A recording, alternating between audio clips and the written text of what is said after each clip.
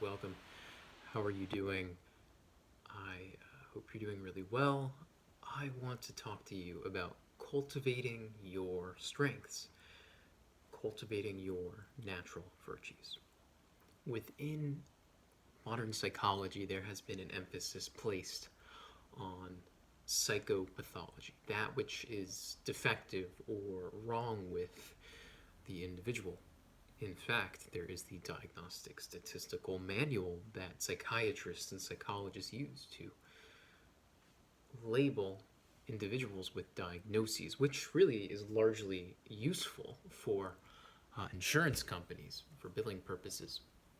In some sense, I think it has utility as well because it offers some kind of coherent understanding of what an individual may be going through.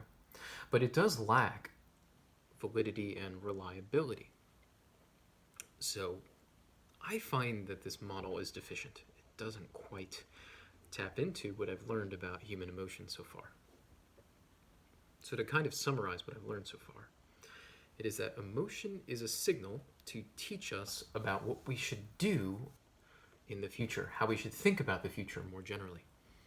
And we have to, in some sense, reform expectations or beliefs or attitudes about the future.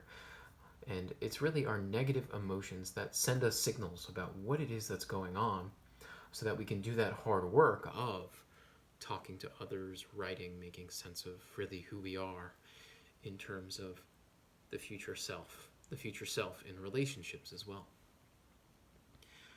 It seems that we have a coherent sense of self if we are given social support, if we're given healthy attachment. When we don't have those factors in place, we tend to have difficulties with forming a coherent identity, forming healthy boundaries, and differentiating ourselves from our mother attachment, and really going out into the world and confronting the unknown.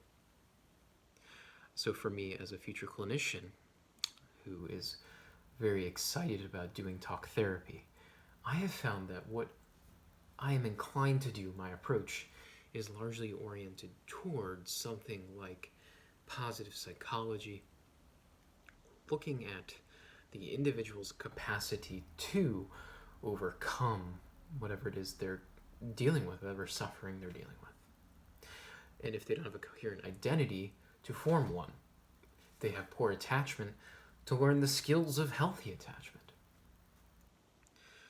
It is this virtue-based approach, this religious approach, that appeals to me mostly. But I think that we are endowed with natural virtues, natural strengths, natural capacities towards vice or virtue. Enter the psychoanalytic models of thinking where there is in fact some kind of dynamic process, a psychodynamic process, both within the individual, but also across the individual within relationships. I think by highlighting the dynamics of our capacity to live out some kind of ethic, some kind of virtue, that we can effectively build expectations towards the future and a coherent identity. It is instilling hope. It is instilling a sense of sacrificial, meaningful engagement that I think people form a resilient way of being in the world. So why not focus on virtue? Why not focus on ethics? Why not focus on the dynamics of how we've learned to deal with existential pain, experiences of loss, death, etc.? Why not deal with these things in a humane way? I think it's the only way. We have to see what's wrong, but we have to understand what's wrong in light of how we can confront what's wrong, how we can overcome what is wrong. And by highlighting our natural strengths and by sharing our strengths through real psychological engagement, we are resilient. And I think when this is done within a healthy psychosocial life, a community, a family system, people are inherently resilient. And what we need to do is remove the barriers towards spontaneous engagement in these virtuous behaviors. And of course, we need to be able to have the courage to confront the darker aspects of life as well, to put them in their place, to call them out, to just see them for what they are. Some people refer to this as shadow work, confronting the shadow. For me, it's simply confronting the truth of what it means to be human.